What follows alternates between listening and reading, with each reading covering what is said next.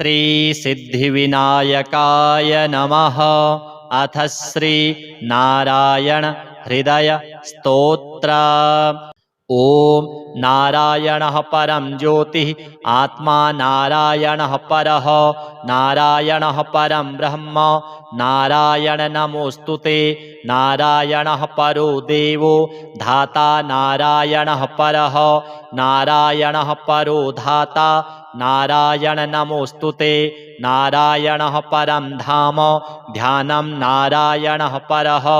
नारायण परो धर्मो नारायण नमोस्तुते नारायणः परो देवो विद्या नारायणः परः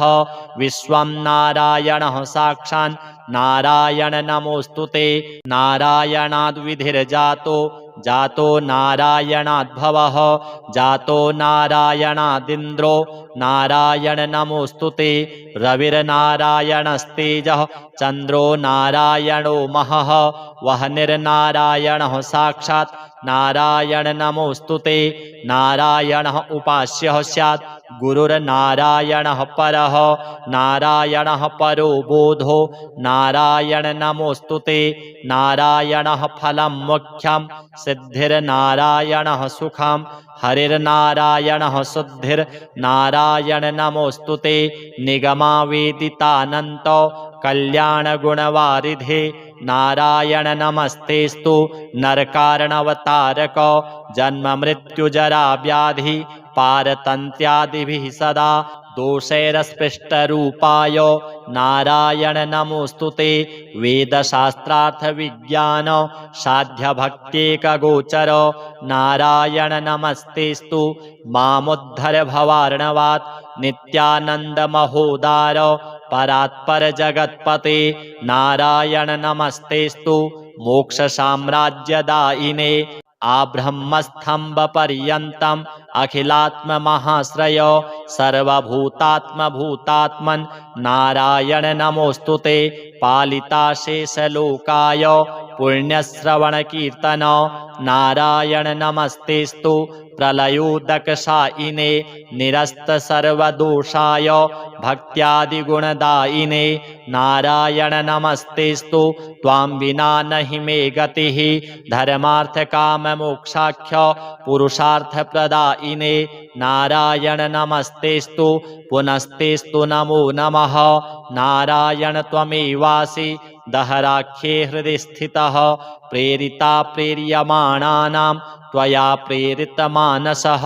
त्वदाज्ञां शिरसा कृत्वा भजामि जनपावनं नानोपासनमार्गाणां भवकृद्भावबोधकः भावार्थकृद्भवातीतो भवसौख्यप्रदो मम त्वन्मायामोहितं विश्वं त्वयैव परिकल्पितं त्वदधिष्ठानमात्रेण सा वै सर्वार्थकारिणी त्वमेव तां पुरस्कृत्य मम कामान् समर्थय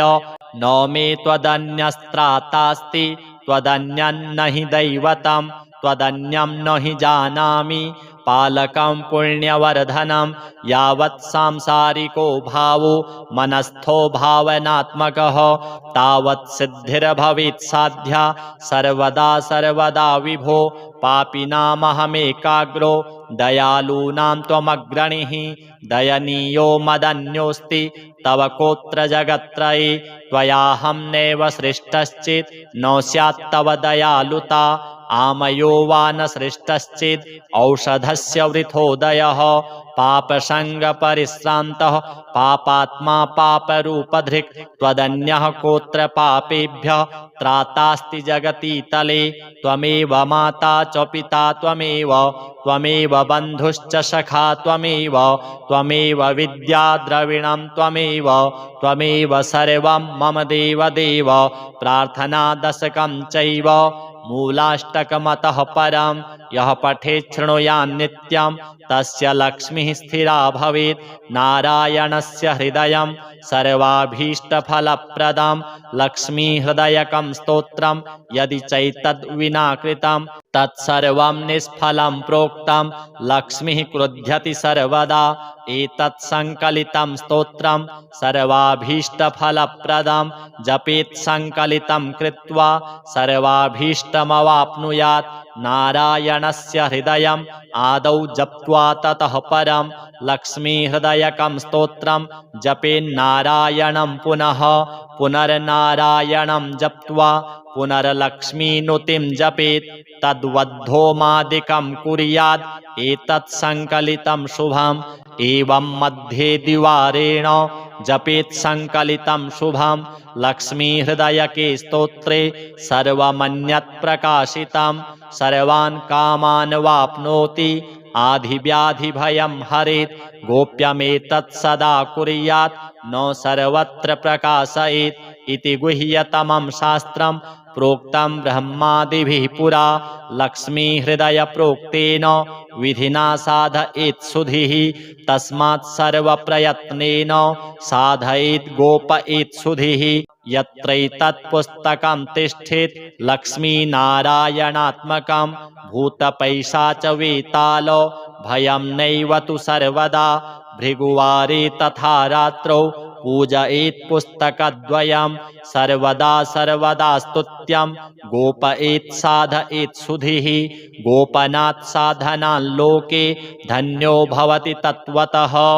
श्रीनारायणार्पणमस्तु। ॐ नारायणः परं ज्योतिः आत्मा नारायणः परः नारायणः परं ब्रह्म नारायण नमोऽस्तुते नारायणः परो देवो धाता नारायणः परः नारायणः परो धाता नारायण नमोऽस्तुते नारायणः परं धाम ध्यानं नारायणः परः नारायण परो धर्मो नारायण नमोऽस्तुते नारायणः परो देवो विद्या नारायणः परः विश्वं नारायणः साक्षात् नारायण नमोऽस्तुते नारायणाद्विधिर्जातो जातो नारायणाद्भवः जातो नारायणादिन्द्रो नारायण नमोऽस्तुते रविर्नारायणस्तेजः चन्द्रो नारायणो महः वह्निर्नारायणः साक्षात् नारायण नमोऽस्तुते नारायणः उपास्यः स्यात् गुरुर्नारायणः परः नारायणः परो बोधो नारायण नमोऽस्तुते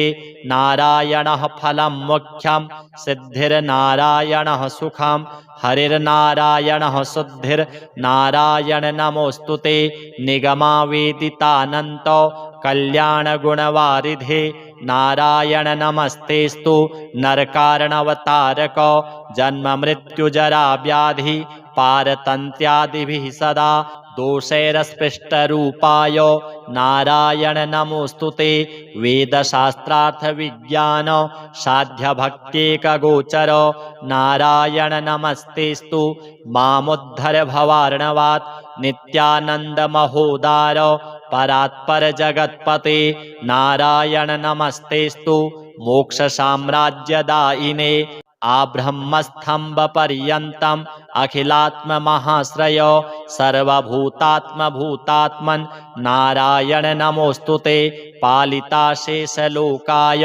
पुण्यश्रवणकीर्तन नारायण नमस्तेस्तु प्रलयोदकशायिने निरस्तसर्वदोषाय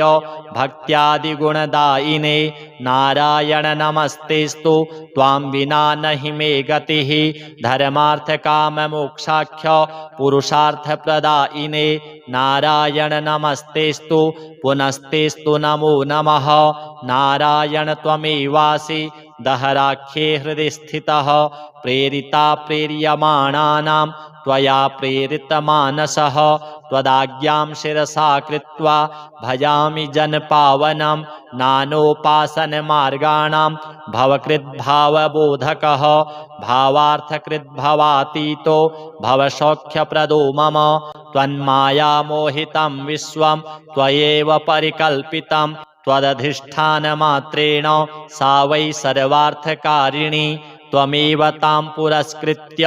मम कामान् समर्थय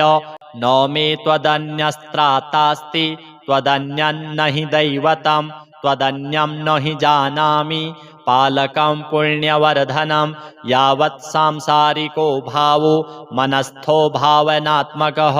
तावत् सिद्धिर्भवेत् साध्या सर्वदा सर्वदा विभो पापिनामहमेकाग्रो दयालूनां त्वमग्रणीः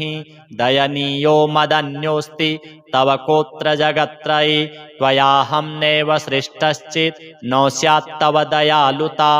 आमयो वा न सृष्टश्चेत् औषधस्य वृथोदयः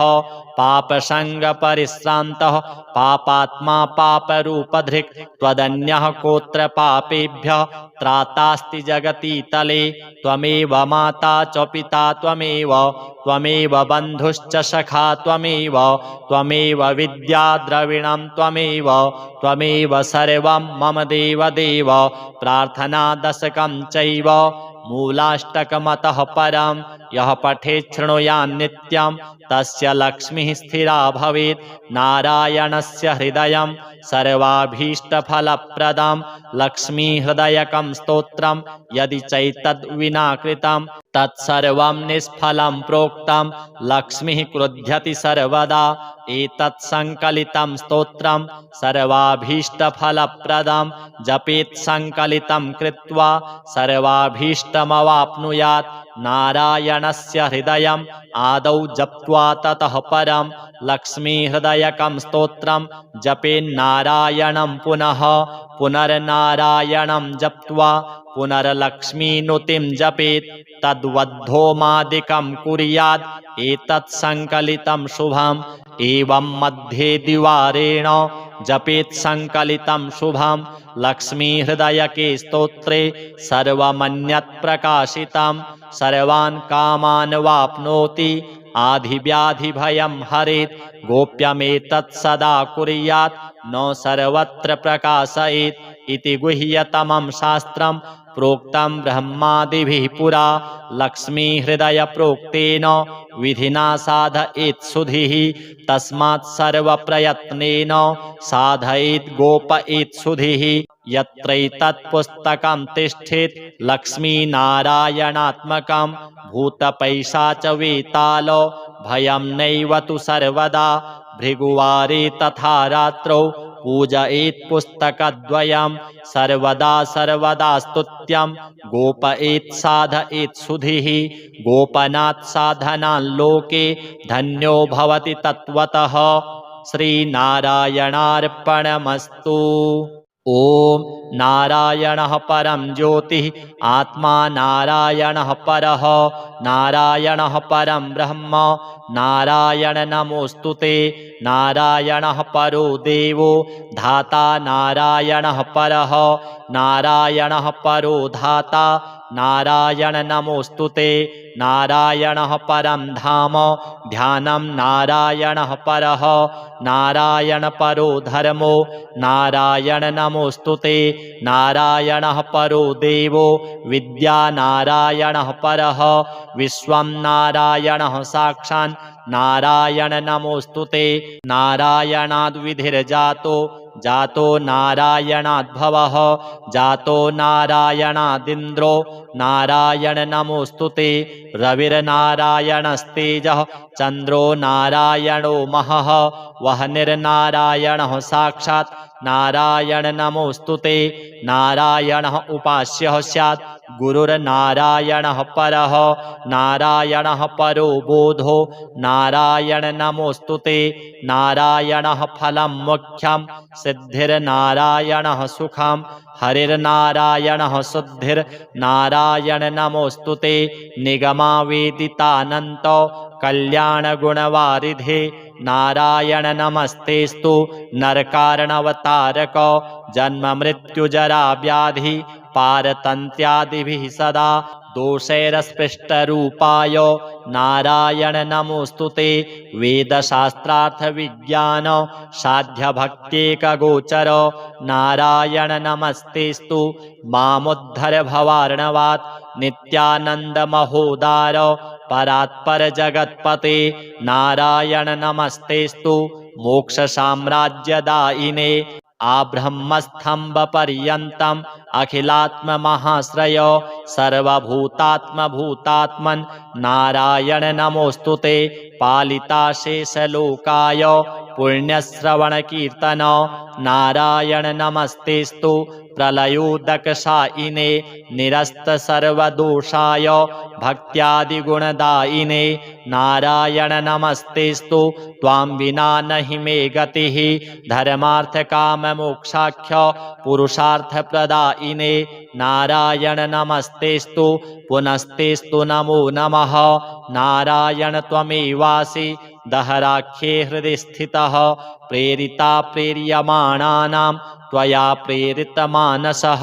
त्वदाज्ञां शिरसा कृत्वा भजामि जनपावनं नानोपासनमार्गाणां भवकृद्भावबोधकः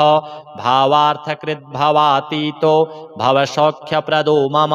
त्वन्मायामोहितं विश्वं त्वयैव परिकल्पितं त्वदधिष्ठानमात्रेण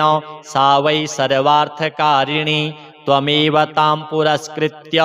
मम कामान् समर्थय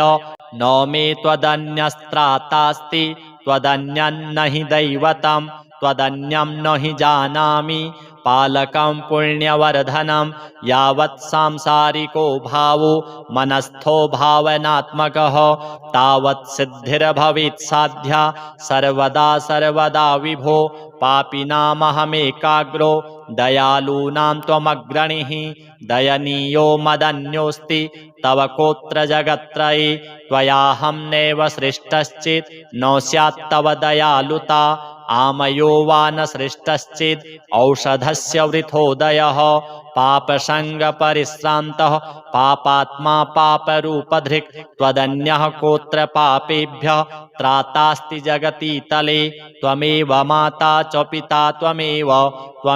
बन्धुश्च सखा त्वमेव विद्या द्रविणं त्वमेव सर्वं मम देवदेव प्रार्थनादशकं चैव मूलाष्टकमतः परं यः पठेत् शृणुयान् नित्यं तस्य लक्ष्मीः स्थिरा भवेत् नारायणस्य हृदयं सर्वाभीष्टफलप्रदं लक्ष्मीहृदयकं स्तोत्रं यदि चैतद्विना कृतं तत्सर्वं निष्फलं प्रोक्तं लक्ष्मीः क्रुध्यति सर्वदा एतत् संकलितं स्तोत्रं सर्वाभीष्टफलप्रदं जपेत् संकलितं कृत्वा सर्वाभीष्टमवाप्नुयात् नारायणस्य हृदयम् आदौ जप्त्वा ततः परं लक्ष्मीहृदयकं स्तोत्रं जपेन्नारायणं पुनः पुनर्नारायणं जप्त्वा पुनर्लक्ष्मीनुतिं जपेत् तद्वद्धोमादिकं कुर्यात् एतत् संकलितं शुभम् एवं मध्ये द्विवारेण जपेत् संकलितं शुभं लक्ष्मीहृदयके स्तोत्रे सर्वमन्यत् प्रकाशितं सर्वान् कामान् वाप्नोति आधिव्याधिभयं हरेत् गोप्यमेतत् सदा कुर्यात् न सर्वत्र प्रकाशयेत् इति गुह्यतमं शास्त्रं प्रोक्तं ब्रह्मादिभिः पुरा लक्ष्मीहृदयप्रोक्तेन विधिना साधयेत् सुधिः तस्मात् सर्वप्रयत्नेन साधयेत् गोपयेत् सुधिः यत्रैतत् पुस्तकं तिष्ठेत् लक्ष्मीनारायणात्मकं भूतपैशाचवेतालो भयं नैव तु सर्वदा भृगुवारे तथा रात्रौ पूजयेत् पुस्तकद्वयं सर्वदा स्तुत्यं गोपयेत् साधयेत् सुधिः गोपनात् साधनान् लोके धन्यो भवति तत्त्वतः श्रीनारायणार्पणमस्तु। ॐ नारायणः परं ज्योतिः आत्मा नारायणः परः नारायणः परं ब्रह्म नारायण नमोऽस्तुते नारायणः परो देवो धाता नारायणः परः नारायणः परो धाता नारायण नमोऽस्तुते नारायणः परं धाम ध्यानं नारायणः परः नारायण परो धर्मो नारायण नमोऽस्तुते नारायणः परो देवो विद्या नारायणः परः विश्वं नारायणः साक्षात् नारायण नमोऽस्तुते नारायणाद् विधिर्जातो जातो नारायणाद्भवः जातो नारायणादिन्द्रो नारायण नमोऽस्तुते रविर्नारायणस्तेजः चन्द्रो नारायणो महः वह्निर्नारायणः साक्षात् नारायण नमोऽस्तुते नारायणः उपास्यः स्यात् गुरुर्नारायणः परः नारायणः परो बोधो नारायण नमोऽस्तुते नारायणः फलं मुख्यं सिद्धिर्नारायणः सुखं हरिर्नारायणः शुद्धिर्नारायण नमोऽस्तुते निगमावेदितानन्तो कल्याणगुणवारिधे नारायण नमस्तेस्तु नरकारणवतारक जन्म मृत्युजरा व्याधि पारतन्त्यादिभिः सदा दोषैरस्पृष्टरूपाय नारायण नमोऽस्तुते वेदशास्त्रार्थविज्ञान साध्यभक्त्येकगोचर नारायण नमस्तेस्तु मामुद्धर भवार्णवात् नित्यानन्दमहोदार परात्पर जगत्पते नारायण नमस्तेस्तु मोक्षसाम्राज्यदायिने आब्रह्मस्तम्भपर्यन्तम् अखिलात्ममहाश्रय सर्वभूतात्मभूतात्मन् नारायण नमोऽस्तुते पालिताशेषलोकाय पुण्यश्रवणकीर्तन नारायण नमस्तेस्तु प्रलयोदकशायिने निरस्तसर्वदोषाय भक्त्यादिगुणदायिने नारायण नमस्तेस्तु त्वां विना नहि मे गतिः धर्मार्थकाममोक्षाख्य पुरुषार्थप्रदायिने नारायण नमस्तेस्तु पुनस्तेस्तु नमो नमः नारायण त्वमेवासि दहराख्ये हृदि स्थितः प्रेरिता प्रेर्यमाणानां त्वया प्रेरितमानसः त्वदाज्ञां शिरसा कृत्वा भजामि जनपावनं नानोपासनमार्गाणां भवकृद्भावबोधकः भावार्थकृद्भवातीतो भवसौख्यप्रदो मम त्वन्मायामोहितं विश्वं त्वयैव परिकल्पितं त्वदधिष्ठानमात्रेण सा वै सर्वार्थकारिणी त्वमेव तां पुरस्कृत्य मम कामान् समर्थय न मे त्वदन्यस्त्रातास्ति त्वदन्यं हि दैवतं त्वदन्यं न हि जानामि पालकं पुण्यवर्धनं यावत् सांसारिको भावो मनस्थो भावनात्मकः तावत् सिद्धिर्भवेत् साध्या सर्वदा सर्वदा विभो पापिनामहमेकाग्रो दयालूनां त्वमग्रणीः दयनीयो मदन्योऽस्ति तव कोत्र जगत्त्रये त्वयाहं नैव सृष्टश्चित् न स्यात् तव दयालुता आमयो वा न सृष्टश्चित् औषधस्य वृथोदयः पापसङ्गपरिश्रान्तः पापात्मा पापरूपधृक् त्वदन्यः कोत्र पापेभ्यः त्रातास्ति जगति तले त्वमेव माता च पिता त्वमेव बन्धुश्च सखा त्वमेव विद्या द्रविणं त्वमेव सर्वं मम देवदेव प्रार्थनादशकं चैव मूलाष्टकमतः परं यः पठेत् शृणुयान् नित्यं तस्य लक्ष्मीः स्थिरा भवेत् नारायणस्य हृदयं सर्वाभीष्टफलप्रदं लक्ष्मीहृदयकं स्तोत्रं यदि चैतद्विना कृतं तत्सर्वं निष्फलं प्रोक्तं लक्ष्मीः क्रुध्यति सर्वदा एतत् संकलितं स्तोत्रं सर्वाभीष्टफलप्रदं जपेत् संकलितं कृत्वा सर्वाभीष्टमवाप्नुयात् नारायणस्य हृदयम् आदौ जप्त्वा ततः परं लक्ष्मीहृदयकं स्तोत्रं जपेन्नारायणं पुनः पुनर्नारायणं जप्त्वा पुनर्लक्ष्मीनुतिं जपेत् तद्वद्धोमादिकं कुर्यात् एतत् संकलितं शुभम् एवं मध्ये द्विवारेण जपेत् संकलितं शुभं लक्ष्मीहृदयके स्तोत्रे सर्वमन्यत् प्रकाशितं सर्वान् कामान् वाप्नोति आधिव्याधिभयं हरेत् गोप्यमेतत् सदा कुर्यात् न सर्वत्र प्रकाशयेत् इति गुह्यतमं शास्त्रं प्रोक्तं ब्रह्मादिभिः पुरा लक्ष्मीहृदय प्रोक्तेन विधिना साधयेत् सुधीः तस्मात् सर्वप्रयत्नेन साधयेत् गोपयेत् सुधीः यत्रैतत् पुस्तकं तिष्ठेत् लक्ष्मीनारायणात्मकं भूतपैशाचवेताल भयं नैव तु सर्वदा भृगुवारे तथा रात्रौ पूजयेत् पुस्तकद्वयं सर्वदा सर्वदा स्तुत्यं गोपयेत् साधयेत् सुधीः गोपनात् साधनान् लोके धन्यो भवति तत्त्वतः श्रीनारायणार्पणमस्तु। ॐ नारायणः परं ज्योतिः आत्मा नारायणः परः नारायणः परं ब्रह्म नारायण नमोऽस्तुते नारायणः परो देवो धाता नारायणः परः नारायणः परो धाता नारायण नमोऽस्तुते नारायणः परं धाम ध्यानं नारायणः परः नारायण परो धर्मो नारायण नमोऽस्तुते नारायणः परो देवो विद्या नारायणः परः विश्वं नारायणः साक्षात् नारायण नमोऽस्तुते नारायणाद्विधिर्जातो जातो नारायणाद्भवः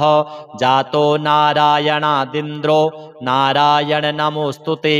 रविर्नारायणस्तेजः चन्द्रो नारायणो महः वह्निर्नारायणः साक्षात् नारायण नमोऽस्तुते नारायणः उपास्यः स्यात् गुरुर्नारायणः परः नारायणः परो बोधो नारायण नमोऽस्तुते नारायणः फलं मुख्यं सिद्धिर्नारायणः सुखं हरिर्नारायणः शुद्धिर्नारायण नमोऽस्तुते निगमावेदितानन्तो कल्याणगुणवारिधे नारायण नमस्तेस्तु नरकारणवतारक जन्ममृत्युजरा व्याधि पारतन्त्यादिभिः सदा दोषैरस्पृष्टरूपाय नारायण नमोऽस्तुते वेदशास्त्रार्थविज्ञान साध्यभक्त्येकगोचर नारायण नमस्तेस्तु मामुद्धर भवार्णवात् नित्यानन्दमहोदार परात्पर जगत्पते नारायण नमस्तेस्तु मोक्षसाम्राज्यदायिने आब्रह्मस्तम्भपर्यन्तम् अखिलात्ममहाश्रय सर्वभूतात्मभूतात्मन् नारायण नमोऽस्तुते पालिता शेषलोकाय पुण्यश्रवणकीर्तन नारायण नमस्तेस्तु प्रलयोदकशायिने निरस्तसर्वदोषाय भक्त्यादिगुणदायिने नारायण नमस्तेस्तु त्वां विना नहि मे गतिः धर्मार्थकाममोक्षाख्य पुरुषार्थप्रदायिने नारायण नमस्तेस्तु पुनस्तेस्तु नमो नमः नारायण त्वमेवासि दहराख्ये हृदि स्थितः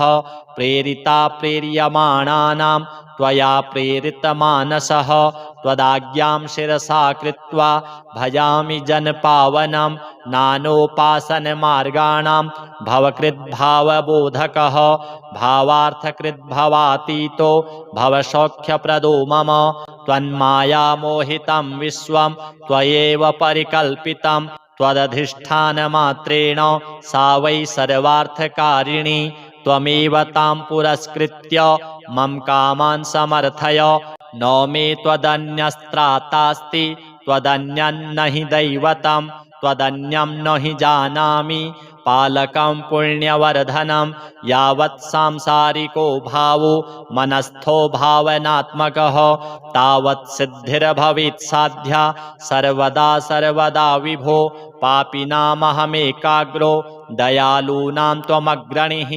दयनीयो मदन्योऽस्ति तव कोत्र जगत्त्रये त्वयाहं नैव सृष्टश्चित् न स्यात् तव दयालुता आमयो वा न सृष्टश्चित् औषधस्य वृथोदयः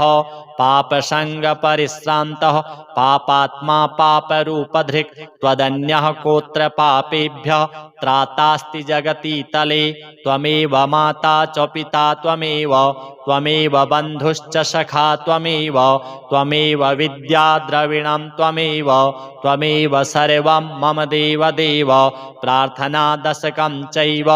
मूलाष्टकमतः परं यः पठेत् शृणुयान् नित्यं तस्य लक्ष्मीः स्थिरा भवेत् नारायणस्य हृदयं सर्वाभीष्टफलप्रदं लक्ष्मीहृदयकं स्तोत्रं यदि चैतद्विना कृतं तत्सर्वं निष्फलं प्रोक्तं लक्ष्मीः क्रुध्यति सर्वदा एतत् संकलितं स्तोत्रं सर्वाभीष्टफलप्रदं जपेत् संकलितं कृत्वा सर्वाभीष्टमवाप्नुयात् नारायणस्य हृदयम् आदौ जप्त्वा ततः परं लक्ष्मीहृदयकं स्तोत्रं जपेन्नारायणं पुनर्नारायणं जप्त्वा पुनर्लक्ष्मीनुतिं जपेत् तद्वद्धोमादिकं कुर्यात् एतत् संकलितं शुभम् एवं मध्ये द्विवारेण जपेत् संकलितं शुभं लक्ष्मीहृदयके स्तोत्रे सर्वमन्यत् प्रकाशितं सर्वान् कामान् वाप्नोति आधिव्याधिभयं हरेत् गोप्यमेतत् सदा कुर्यात् न सर्वत्र प्रकाशयेत् इति गुह्यतमं शास्त्रं प्रोक्तं ब्रह्मादिभिः पुरा लक्ष्मीहृदयप्रोक्तेन विधिना साधयेत् सुधीः तस्मात् सर्वप्रयत्नेन साधयेत् गोपयेत् सुधीः यत्रैतत् पुस्तकं तिष्ठेत् लक्ष्मीनारायणात्मकं भूतपैशाचवेताल भयं नैव तु सर्वदा भृगुवारे तथा रात्रौ पूजयेत् पुस्तकद्वयं सर्वदा स्तुत्यं गोपयेत् साधयेत् सुधीः गोपनात् साधनान् लोके धन्यो भवति तत्त्वतः श्रीनारायणार्पणमस्तु। ॐ नारायणः परं ज्योतिः आत्मा नारायणः परः नारायणः परं ब्रह्म नारायण नमोऽस्तुते नारायणः परो देवो धाता नारायणः परः नारायणः परो धाता नारायण नमोऽस्तुते नारायणः परं धाम ध्यानं नारायणः परः नारायण परो धर्मो नारायण नमोऽस्तुते नारायणः परो देवो विद्या नारायणः परः विश्वं नारायणः साक्षात् नारायण नमोऽस्तुते नारायणाद्विधिर्जातो जातो नारायणाद्भवः जातो नारायणादिन्द्रो नारायण नमोऽस्तुते रविर्नारायणस्तेजः चन्द्रो नारायणो महः वह्निर्नारायणः साक्षात् नारायण नमोऽस्तुते नारायणः उपास्यः स्यात् गुरुर्नारायणः परः नारायणः परो बोधो नारायण नमोऽस्तुते नारायणः फलं मुख्यं सिद्धिर्नारायणः सुखं हरिर्नारायणः शुद्धिर्नारायण नमोऽस्तुते निगमावेदितानन्तो कल्याणगुणवारिधे नारायण नमस्तेस्तु नरकारणवतारक जन्ममृत्युजरा व्याधि पारतन्त्यादिभिः सदा दोषैरस्पृष्टरूपाय नारायण नमोऽस्तुते वेदशास्त्रार्थविज्ञान साध्यभक्त्येकगोचर नारायण नमस्तेस्तु मामुद्धर भवार्णवात् नित्यानन्दमहोदार परात्पर जगत्पते नारायण नमस्तेस्तु मोक्षसाम्राज्यदायिने आब्रह्मस्तम्भपर्यन्तम् अखिलात्ममहाश्रय सर्वभूतात्मभूतात्मन् नारायण नमोऽस्तुते पालिताशेषलोकाय पुण्यश्रवणकीर्तन नारायण नमस्तेस्तु प्रलयोदकशायिने निरस्तसर्वदोषाय भक्त्यादिगुणदायिने नारायण नमस्तेस्तु त्वां विना नहि मे गतिः धर्मार्थकाममोक्षाख्य पुरुषार्थप्रदायिने नारायण नमस्तेस्तु पुनस्तेस्तु नमो नमः नारायण त्वमेवासि दहराख्ये हृदि स्थितः प्रेरिता प्रेर्यमाणानां त्वया प्रेरितमानसः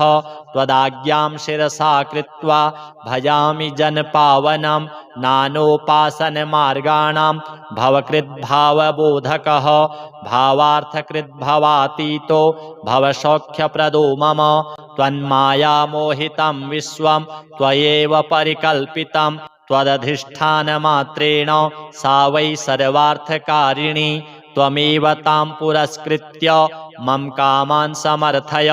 न मे त्वदन्यस्त्रातास्ति त्वदन्यं न हि दैवतं त्वदन्यं न हि जानामि पालकं पुण्यवर्धनं यावत् सांसारिको भावो मनस्थो भावनात्मकः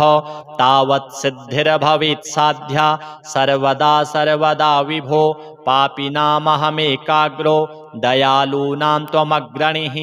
दयनीयो मदन्योऽस्ति तव कोत्र जगत्त्रये त्वयाहं नैव सृष्टश्चेत् न स्यात् तव दयालुता आमयो वा न सृष्टश्चेत् औषधस्य वृथोदयः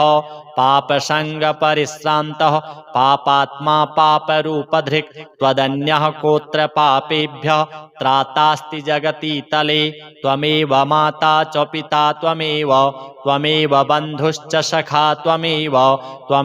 विद्या द्रविणं त्वमेव सर्वं मम देव प्रार्थनादशकं चैव मूलाष्टकमतः परं यः पठेत् शृणुयान् नित्यं तस्य लक्ष्मीः स्थिरा भवेत् नारायणस्य हृदयं सर्वाभीष्टफलप्रदं लक्ष्मीहृदयकं स्तोत्रं यदि चैतद्विना कृतं तत्सर्वं निष्फलं प्रोक्तं लक्ष्मीः क्रुध्यति सर्वदा एतत् संकलितं स्तोत्रं सर्वाभीष्टफलप्रदं जपेत् संकलितं कृत्वा सर्वाभीष्टमवाप्नुयात् नारायणस्य हृदयम् आदौ जप्त्वा ततः परं लक्ष्मीहृदयकं स्तोत्रं जपेन्नारायणं पुनर्नारायणं जप्त्वा पुनर्लक्ष्मीनुतिं जपेत् तद्वद्धोमादिकं कुर्यात् एतत् संकलितं शुभम् एवं मध्ये द्विवारेण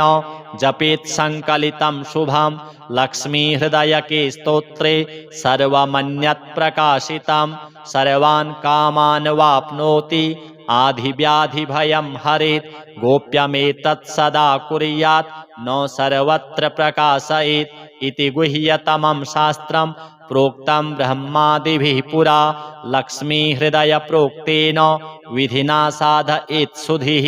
तस्मात् सर्वप्रयत्नेन साधयेत् गोपयेत् सुधीः यत्रैतत् पुस्तकं तिष्ठेत् लक्ष्मीनारायणात्मकं भूतपैशाचवेताल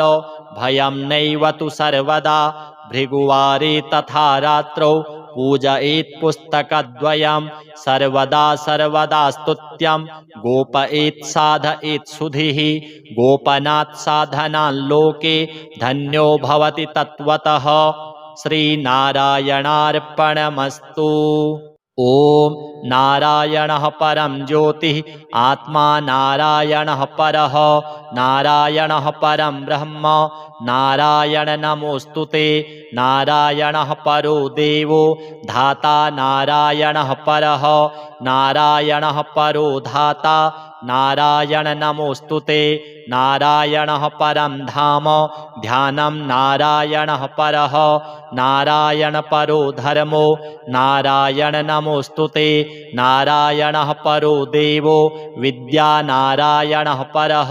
विश्वं नारायणः साक्षान् नारायण नमोऽस्तुते नारायणाद्विधिर्जातो जातो नारायणाद्भवः जातो नारायणादिन्द्रो नारायण नमोऽस्तुते रविर्नारायणस्तेजः चन्द्रो नारायणो महः वह्निर्नारायणः साक्षात् नारायण नमोस्तुते। नारायणः उपास्यः स्यात् गुरुर्नारायणः परः। नारायणः परो बोधो नारायण नमोस्तुते। नारायणः फलं मोक्षं सिद्धिर्नारायणः सुखं। हरिर्नारायणः शुद्धिर्नारायण नमोस्तुते। निगमावेदितानन्तो कल्याणगुणवारिधे नारायण नमस्तेस्तु। नरकारणवतारक जन्म मृत्यु जरा व्याधि पारतन्त्यादिभिः सदा दोषैरस्पृष्टरूपाय नारायण नमोस्तुते। वेदशास्त्रार्थ विज्ञान साध्य भक्त्येकगोचर नारायण नमस्तेस्तु। मामुद्धर भवार्णवात् नित्यानंद महोदार परात्पर जगत्पते नारायण नमस्तेस्तु। मोक्ष साम्राज्यदायिने आब्रह्मस्तंभ पर्यन्तम् अखिलात्म महाश्रय सर्वभूतात्म भूतात्मन् नारायण नमोस्तुते। पालिता शेषलोकाय पुण्यश्रवण कीर्तन नारायण नमस्तेस्तु। प्रलयोदकशायिने निरस्त सर्वदोषाय भक्त्यादिगुणदायिने नारायण नमस्तेस्तु। त्वां विना नहि मे गतिः धर्मार्थ काम मोक्षाख्य पुरुषार्थ प्रदायिने नारायण नमस्तेस्तु। पुनस्तेस्तु नमो नमः। नारायण त्वमेवासि दहराख्ये हृदि स्थितः। प्रेरिता प्रेर्यमाणानां त्वया प्रेरितमानसः। त्वदाज्ञां शिरसा कृत्वा भजामि जनपावनं। नानोपासनमार्गाणां भवकृद्भावबोधकः। भावार्थकृद्भवातीतो भवसौख्यप्रदो मम। त्वन्मायामोहितं विश्वं त्वयैव परिकल्पितं। त्वदधिष्ठानमात्रेण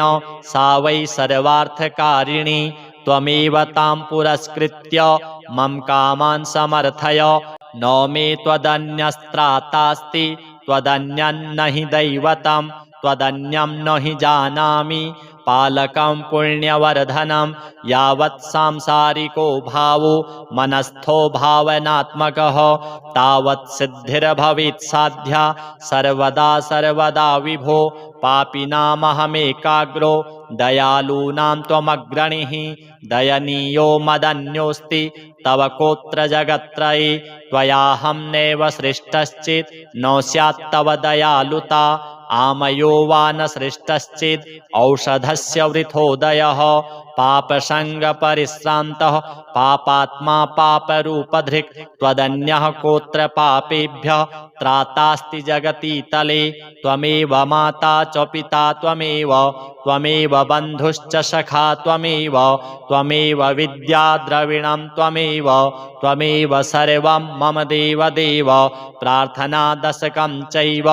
मूलाष्टकमतः परं यः पठेत् शृणुयान् नित्यं तस्य लक्ष्मीः स्थिरा भवेत्। नारायणस्य हृदयं सर्वाभीष्टफलप्रदं लक्ष्मीहृदयकं स्तोत्रं यदि चैतद्विना कृतं तत्सर्वं निष्फलं प्रोक्तं। लक्ष्मीः क्रुध्यति सर्वदा एतत् संकलितं स्तोत्रं सर्वाभीष्टफलप्रदं। जपेत् संकलितं कृत्वा सर्वाभीष्टमवाप्नुयात्। नारायणस्य हृदयम् आदौ जप्त्वा ततः परं लक्ष्मीहृदयकं स्तोत्रं जपेन्नारायणं पुनः। पुनर्नारायणं जप्त्वा पुनर्लक्ष्मीनुतिं जपेत्। तद्वद्धोमादिकं कुर्यात् एतत् संकलितं शुभम्। एवं मध्ये द्विवारेण जपेत् संकलितं शुभं। लक्ष्मीहृदयके स्तोत्रे सर्वमन्यत् प्रकाशितं। सर्वान् कामान् वाप्नोति आधिव्याधिभयं हरेत्। गोप्यमेतत् सदा कुर्यात् न सर्वत्र प्रकाशयेत्। इति गुह्यतमं शास्त्रं प्रोक्तं ब्रह्मादिभिः पुरा। लक्ष्मीहृदय प्रोक्तेन विधिना साधयेत् सुधीः। तस्मात् सर्वप्रयत्नेन साधयेत् गोपयेत् सुधीः। यत्रैतत् पुस्तकं तिष्ठेत् लक्ष्मीनारायणात्मकं भूतपैशाचवेताल भयं नैव तु सर्वदा। भृगुवारे तथा रात्रौ पूजयेत् पुस्तकद्वयं सर्वदा सर्वदा स्तुत्यं गोपयेत् साधयेत् सुधिः गोपनात् साधनाल्लोके धन्यो भवति तत्त्वतः। श्रीनारायणार्पणमस्तु। ॐ नारायणः परं ज्योतिः आत्मा नारायणः परः नारायणः परं ब्रह्म नारायण नमोऽस्तुते नारायणः परो देवो धाता नारायणः परः नारायणः परो धाता नारायण नमोऽस्तुते नारायणः परं धाम ध्यानं नारायणः परः नारायण परो धर्मो नारायण नमोऽस्तुते नारायणः परो देवो विद्या नारायणः परः विश्वं नारायणः साक्षात् नारायण नमोऽस्तुते नारायणाद्विधिर्जातो जातो नारायणाद्भवः जातो नारायणादिन्द्रो नारायण नमोऽस्तुते रविर्नारायणस्तेजः चन्द्रो नारायणो महः वह्निर्नारायणः साक्षात् नारायण नमोऽस्तुते नारायणः उपास्यः स्यात् गुरुर्नारायणः परः नारायणः परो बोधो नारायण नमोऽस्तुते नारायणः फलं मोक्षं सिद्धिर्नारायणः सुखं हरिर्नारायणः शुद्धिर्नारायण नमोऽस्तुते निगमावेदितानन्त कल्याणगुणवारिधे नारायण नमस्तेस्तु नरकारणवतारक जन्ममृत्युजरा व्याधि पारतन्त्यादिभिः सदा दोषैरस्पृष्टरूपाय नारायण नमोऽस्तुते वेदशास्त्रार्थविज्ञान साध्यभक्त्येकगोचर नारायण नमस्तेस्तु मामुद्धर भवार्णवात् नित्यानन्दमहोदार परात्पर जगत्पते नारायण नमस्तेस्तु मोक्षसाम्राज्यदायिने आब्रह्मस्तम्भपर्यन्तम् अखिलात्ममहाश्रय सर्वभूतात्मभूतात्मन् नारायण नमोऽस्तुते पालिताशेषलोकाय पुण्यश्रवणकीर्तन नारायण नमस्तेस्तु प्रलयोदकशायिने निरस्तसर्वदोषाय भक्त्यादिगुणदायिने नारायण नमस्तेस्तु त्वां विना नहि मे गतिः धर्मार्थकाममोक्षाख्य पुरुषार्थप्रदायिने नारायण नमस्तेस्तु पुनस्तेस्तु नमो नमः नारायण त्वमेवासि दहराख्ये हृदि स्थितः प्रेरिता प्रेर्यमाणानां त्वया प्रेरितमानसः त्वदाज्ञां शिरसा कृत्वा भजामि जनपावनं नानोपासनमार्गाणां भवकृद्भावबोधकः भावार्थकृद्भवातीतो भवसौख्यप्रदो मम त्वन्मायामोहितं विश्वं त्वयैव परिकल्पितं त्वदधिष्ठानमात्रेण सा वै सर्वार्थकारिणी त्वमेव तां पुरस्कृत्य मम कामान् समर्थय न मे त्वदन्यस्त्रातास्ति त्वदन्यं न हि दैवतं त्वदन्यं न हि जानामि पालकं पुण्यवर्धनं यावत् सांसारिको भावो मनस्थो भावनात्मकः तावत् सिद्धिर्भवेत् साध्या सर्वदा सर्वदा विभो पापिनामहमेकाग्रो दयालूनां त्वमग्रणीः दयनीयो मदन्योऽस्ति तव कोत्र जगत्त्रये त्वयाहं नैव सृष्टश्चेत् न स्यात् तव दयालुता आमयो वा न सृष्टश्चेत् औषधस्य वृथोदयः पापसङ्गपरिश्रान्तः पापात्मा पापरूपधृक् त्वदन्यः कोत्र पापेभ्यः त्रातास्ति जगति तले त्वमेव माता च पिता त्वमेव बन्धुश्च सखा त्वमेव विद्या द्रविणं त्वमेव सर्वं मम देवदेव प्रार्थनादशकं चैव मूलाष्टकमतः परं यः पठेत् शृणुयान् नित्यं तस्य लक्ष्मीः स्थिरा भवेत्। नारायणस्य हृदयं सर्वाभीष्टफलप्रदं लक्ष्मीहृदयकं स्तोत्रं यदि चैतद्विना कृतं तत्सर्वं निष्फलं प्रोक्तं लक्ष्मीः क्रुध्यति सर्वदा। एतत् संकलितं स्तोत्रं सर्वाभीष्टफलप्रदं जपेत् संकलितं कृत्वा सर्वाभीष्टमवाप्नुयात्। नारायणस्य हृदयम् आदौ जप्त्वा ततः परं लक्ष्मीहृदयकं स्तोत्रं जपेन्नारायणं पुनः पुनर्नारायणं जप्त्वा पुनर्लक्ष्मीनुतिं जपेत्। तद्वद्धोमादिकं कुर्यात् एतत् संकलितं शुभम्। एवं मध्ये द्विवारेण जपेत् संकलितं शुभं लक्ष्मीहृदयके स्तोत्रे सर्वमन्यत् प्रकाशितं सर्वान् कामान् वाप्नोति आधिव्याधिभयं हरेत्। गोप्यमेतत् सदा कुर्यात् न सर्वत्र प्रकाशयेत् इति गुह्यतमं शास्त्रं प्रोक्तं ब्रह्मादिभिः पुरा। लक्ष्मीहृदयप्रोक्तेन विधिना साधयेत् सुधीः तस्मात् सर्वप्रयत्नेन साधयेत् गोपयेत् सुधीः। यत्रैतत् पुस्तकं तिष्ठेत् लक्ष्मीनारायणात्मकं भूतपैशाचवेताल भयं नैव तु सर्वदा। भृगुवारे तथा रात्रौ पूजयेत् पुस्तकद्वयं सर्वदा सर्वदा स्तुत्यं गोपयेत् साधयेत् सुधीः। गोपनात् साधनान् लोके धन्यो भवति तत्त्वतः। श्रीनारायणार्पणमस्तु। ॐ नारायणः परं ज्योतिः आत्मा नारायणः परः नारायणः परं ब्रह्म नारायण नमोऽस्तुते। नारायणः परो देवो धाता नारायणः परः नारायणः परो धाता नारायण नमोऽस्तुते। नारायणः परं धाम ध्यानं नारायणः परः नारायण परो धर्मो नारायण नमोऽस्तुते। नारायणः परो देवो विद्या नारायणः परः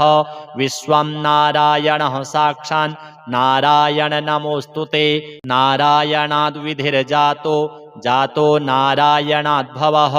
जातो नारायणादिन्द्रो नारायण नमोऽस्तुते। रविर्नारायणस्तेजः चन्द्रो नारायणो महः वह्निर्नारायणः साक्षात् नारायण नमोऽस्तुते। नारायणः उपास्यः स्यात् गुरुर्नारायणः परः नारायणः परो बोधो नारायण नमोऽस्तुते। नारायणः फलं मुख्यं सिद्धिर्नारायणः सुखं हरिर्नारायणः शुद्धिर्नारायण नमोऽस्तुते। निगमावेदितानन्त कल्याणगुणवारिधे नारायण नमस्तेस्तु। नरकारणवतारक जन्ममृत्युजरा व्याधि पारतन्त्यादिभिः सदा दोषैरस्पृष्टरूपाय नारायण नमोऽस्तुते। वेदशास्त्रार्थविज्ञान साध्यभक्त्येकगोचर नारायण नमस्तेस्तु। मामुद्धर भवार्णवात् नित्यानन्दमहोदार परात्पर जगत्पते नारायण नमस्तेस्तु। मोक्षसाम्राज्यदायिने आब्रह्मस्तम्भपर्यन्तम् अखिलात्ममहाश्रय सर्वभूतात्मभूतात्मन् नारायण नमोऽस्तुते। पालिताशेषलोकाय पुण्यश्रवणकीर्तन नारायण नमस्तेस्तु। प्रलयोदकशायिने निरस्तसर्वदोषाय भक्त्यादिगुणदायिने नारायण नमस्तेस्तु। त्वां विना नहि मे गतिः धर्मार्थकाममोक्षाख्य पुरुषार्थप्रदायिने नारायण नमस्तेस्तु। पुनस्तेस्तु नमो नमः नारायण त्वमेवासि दहराख्ये हृदि स्थितः। प्रेरिता प्रेर्यमाणानां त्वया प्रेरितमानसः त्वदाज्ञां शिरसा कृत्वा भजामि जनपावनं। नानोपासनमार्गाणां भवकृद्भावबोधकः भावार्थकृद्भवातीतो भवसौख्यप्रदो मम। त्वन्मायामोहितं विश्वं त्वयैव परिकल्पितं त्वदधिष्ठानमात्रेण सा वै सर्वार्थकारिणी त्वमेव तां पुरस्कृत्य मम कामान् समर्थय न मे त्वदन्यस्त्रातास्ति त्वदन्यन्न हि दैवतं त्वदन्यं न हि जानामि पालकं पुण्यवर्धनं यावत् सांसारिको भावो मनस्थो भावनात्मकः तावत् सिद्धिर्भवेत् साध्या सर्वदा सर्वदा विभो पापिनामहमेकाग्रो दयालूनां त्वमग्रणीः दयनीयो मदन्योऽस्ति तव कोत्र जगत्त्रये त्वयाहं नैव सृष्टश्चेत् न स्यात् तव दयालुता आमयो वा न सृष्टश्चेत् औषधस्य वृथोदयः पापसङ्गपरिश्रान्तः पापात्मा पापरूपधृक् त्वदन्यः कोत्र पापेभ्यः त्रातास्ति जगति तले त्वमेव माता च पिता त्वमेव बन्धुश्च सखा त्वमेव विद्या द्रविणं त्वमेव सर्वं मम देव प्रार्थनादशकं चैव मूलाष्टकमतः परं यः पठेत् शृणुयान् नित्यं तस्य लक्ष्मीः स्थिरा भवेत् नारायणस्य हृदयं सर्वाभीष्टफलप्रदं लक्ष्मीहृदयकं स्तोत्रं यदि चैतद्विना कृतं तत्सर्वं निष्फलं प्रोक्तं लक्ष्मीः क्रुध्यति सर्वदा एतत् संकलितं स्तोत्रं सर्वाभीष्टफलप्रदं जपेत् संकलितं कृत्वा सर्वाभीष्टमवाप्नुयात् नारायणस्य हृदयम् आदौ जप्त्वा ततः परं लक्ष्मीहृदयकं स्तोत्रं जपेन्नारायणं पुनर्नारायणं जप्त्वा पुनर्लक्ष्मीनुतिं जपेत् तद्वद्धोमादिकं कुर्यात् एतत् संकलितं शुभम् एवं मध्ये द्विवारेण जपेत् संकलितं शुभं लक्ष्मीहृदयके स्तोत्रे सर्वमन्यत् प्रकाशितं सर्वान् कामान् वाप्नोति आधिव्याधिभयं हरेत् गोप्यमेतत् सदा कुर्यात् न सर्वत्र प्रकाशयेत् इति गुह्यतमं शास्त्रं प्रोक्तं ब्रह्मादिभिः पुरा लक्ष्मीहृदयप्रोक्तेन विधिना साधयेत् सुधिः तस्मात् सर्वप्रयत्नेन साधयेत् गोपयेत् सुधिः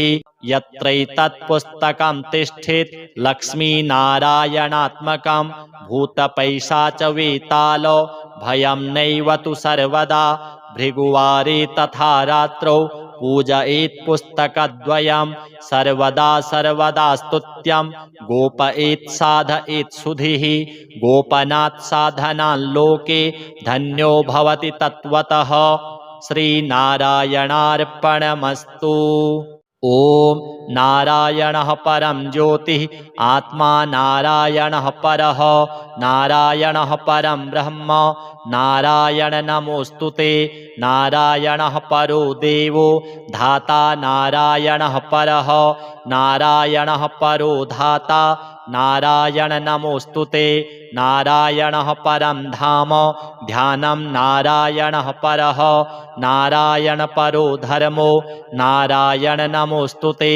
नारायणः परो देवो विद्या नारायणः परः विश्वं नारायणः साक्षात् नारायण नमोऽस्तुते नारायणाद्विधिर्जातो जातो नारायणाद्भवः जातो नारायणादिन्द्रो नारायण नमोऽस्तुते रविर्नारायणस्तेजः चन्द्रो नारायणो महः वह्निर्नारायणः साक्षात् नारायण नमोऽस्तुते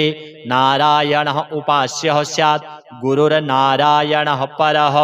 नारायणः परो बोधो नारायण नमोऽस्तुते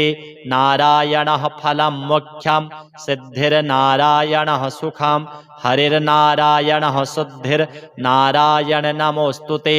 निगमावेदितानन्तो कल्याणगुणवारिधे नारायण नमस्तेस्तु नरकारणवतारक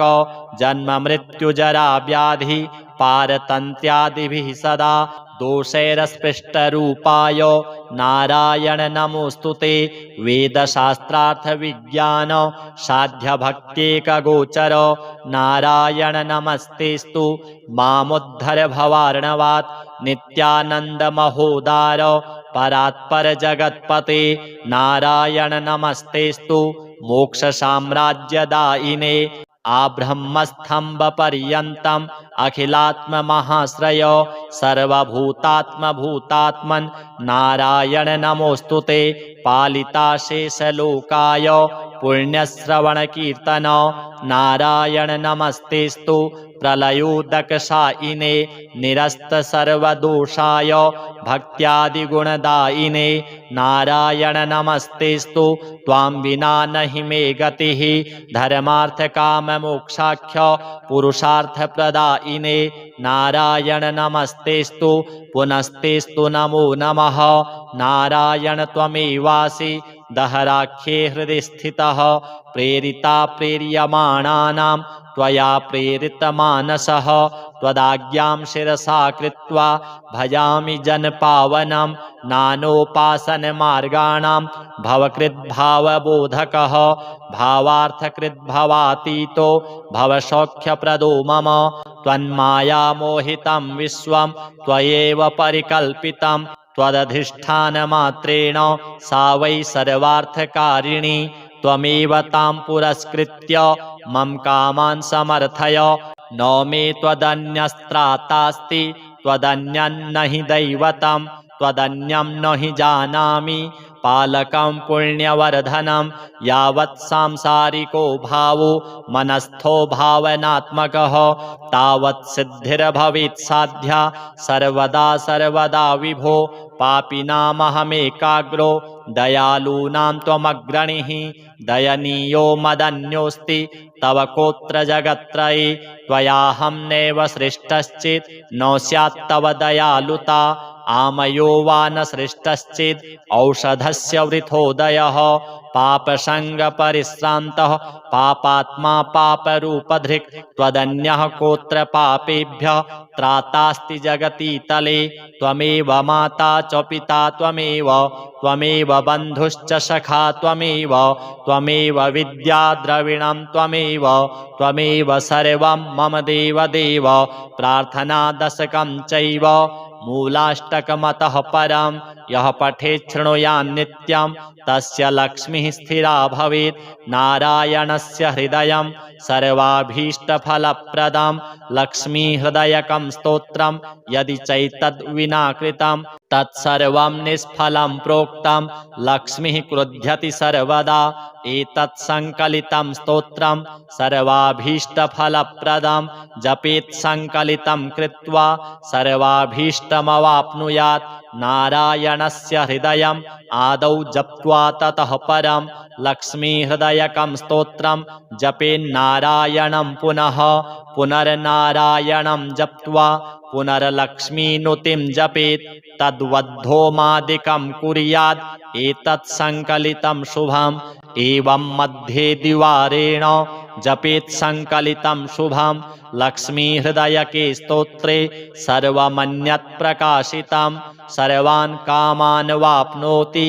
आधिव्याधिभयं हरेत् गोप्यमेतत् सदा कुर्यात् न सर्वत्र प्रकाशयेत् इति गुह्यतमं शास्त्रं प्रोक्तं ब्रह्मादिभिः पुरा लक्ष्मीहृदयप्रोक्तेन विधिना साधयेत् सुधीः तस्मात् सर्वप्रयत्नेन साधयेत् गोपयेत् सुधीः यत्रैतत् पुस्तकं तिष्ठेत् लक्ष्मीनारायणात्मकं भूतपैशाचवेताल भयं नैव तु सर्वदा भृगुवारे तथा रात्रौ पूजयेत् पुस्तकद्वयं सर्वदा स्तुत्यं गोपयेत् साधयेत् सुधीः गोपनात् साधनान् लोके धन्यो भवति तत्त्वतः श्रीनारायणार्पणमस्तु।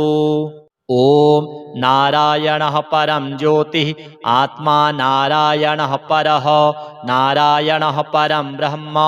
नारायण नमोस्तुते नारायणः परो देवो धाता नारायणः परः नारायणः परो धाता नारायण नमोऽस्तुते। नारायणः परं धाम ध्यानं नारायणः परः नारायण परो धर्मो नारायण नमोऽस्तुते। नारायणः परो देवो विद्या नारायणः परः विश्वं नारायणः साक्षान् नारायण नमोऽस्तुते। नारायणाद्विधिर्जातो जातो नारायणाद्भवः जातो नारायणादिन्द्रो नारायण नमोऽस्तुते। रविर्नारायणस्तेजः चन्द्रो नारायणो महः वह्निर्नारायणः साक्षात् नारायण नमोऽस्तुते। नारायणः उपास्यः स्यात् गुरुर्नारायणः परः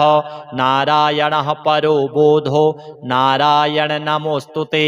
नारायणः फलं मोक्षं सिद्धिर्नारायणः सुखं हरिर्नारायणः शुद्धिर्नारायण नमोऽस्तुते। निगमावेदितानन्तो कल्याणगुणवारिधे नारायण नमस्तेस्तु। नरकारणवतारक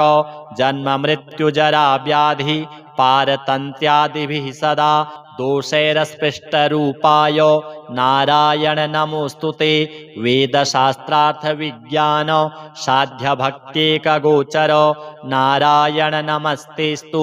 मामुद्धर भवार्णवात् नित्यानन्दमहोदार परात्पर जगत्पते नारायण नमस्तेस्तु। मोक्षसाम्राज्यदायिने आब्रह्मस्तम्भपर्यन्तम् अखिलात्ममहाश्रय सर्वभूतात्मभूतात्मन् नारायण नमोऽस्तुते। पालिताशेषलोकाय पुण्यश्रवणकीर्तन नारायण नमस्तेस्तु। प्रलयोदकशायिने निरस्तसर्वदोषाय भक्त्यादिगुणदायिने नारायण नमस्तेस्तु। त्वां विना नहि मे गतिः धर्मार्थकाममोक्षाख्य पुरुषार्थप्रदायिने नारायण नमस्तेस्तु। पुनस्तेस्तु नमो नमः नारायण त्वमेवासि दहराख्ये हृदि स्थितः प्रेरिता प्रेर्यमाणानां त्वया प्रेरितमानसः त्वदाज्ञां शिरसा कृत्वा भजामि जनपावनं नानोपासनमार्गाणां भवकृद्भावबोधकः भावार्थकृद्भवातीतो भवसौख्यप्रदो मम त्वन्मायामोहितं विश्वं त्वयैव परिकल्पितं त्वदधिष्ठानमात्रेण सा वै सर्वार्थकारिणी त्वमेव तां पुरस्कृत्य मम कामान् समर्थय न मे त्वदन्यस्त्रातास्ति त्वदन्यं न हि दैवतं त्वदन्यं न हि जानामि पालकं पुण्यवर्धनं यावत् सांसारिको भावो मनस्थो भावनात्मकः तावत् सिद्धिर्भवेत् साध्या सर्वदा सर्वदा विभो पापिनामहमेकाग्रो दयालूनां त्वमग्रणीः दयनीयो मदन्योऽस्ति तव कोत्र जगत्त्रये त्वयाहं नैव सृष्टश्चेत् न स्यात् तव दयालुता आमयो वा न सृष्टश्चेत् औषधस्य वृथोदयः पापसङ्गपरिश्रान्तः पापात्मा पापरूपधृक् त्वदन्यः कोत्र पापेभ्यः त्रातास्ति जगति तले त्वमेव माता च पिता त्वमेव बन्धुश्च सखा त्वमेव विद्या द्रविणं त्वमेव सर्वं मम देवदेव प्रार्थनादशकं चैव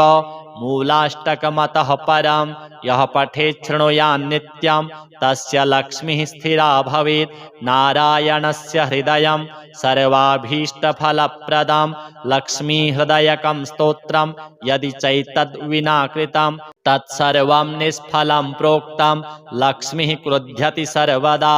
एतत् संकलितं स्तोत्रं सर्वाभीष्टफलप्रदं जपेत् संकलितं कृत्वा सर्वाभीष्टमवाप्नुयात् नारायणस्य हृदयम् आदौ जप्त्वा ततः परं लक्ष्मीहृदयकं स्तोत्रं जपेन्नारायणं पुनः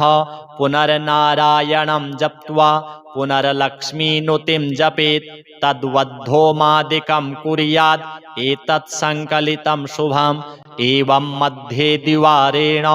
जपेत् संकलितं शुभं लक्ष्मीहृदयके स्तोत्रे सर्वमन्यत् प्रकाशितं सर्वान् कामान् वाप्नोति आधिव्याधिभयं हरेत् गोप्यमेतत् सदा कुर्यात् न सर्वत्र प्रकाशयेत् इति गुह्यतमं शास्त्रं प्रोक्तं ब्रह्मादिभिः पुरा